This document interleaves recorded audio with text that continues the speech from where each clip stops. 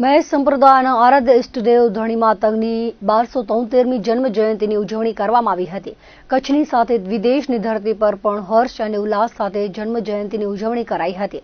સિસલ્સ આફ્રિકાની ધરતી પર મહેશ પંથના ધર્મની ધજા લહેરાવવામાં આવી હતી।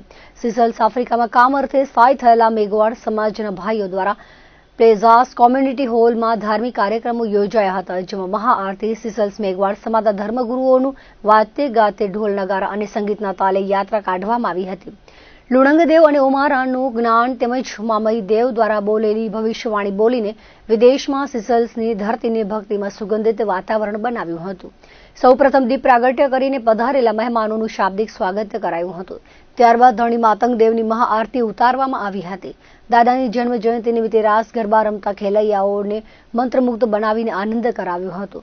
બારમતી પંથ એક પ્રકૃતિ પ્રેમી અને મહિલાને પ્રાધાન્યતા આપનાર ધર્મ એટલે કે સતી ગૌરીદેવીના બારમતી પંથની પૂજા અર્ચનાની શરૂઆત અને પૂર્ણાહુતિ પણ તેઓના હસ્તે કરવામાં આવે છે।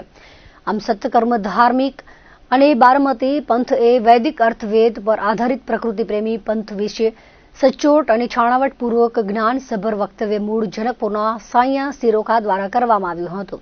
વિદેશની ધરતી પર મહેશ સંપ્રદાયનો પ્રચાર પ્રસાર તેમજ સામાજિક સંગઠન એકતા બંધુતાની જ્યોત હંમેશા પ્રજ્વલિત રહે તે માટે સર્વેને આવા સામાજિક કાર્યોમાં જોડાઈ રહેવા માટે અપીલ કરાઈ હતી।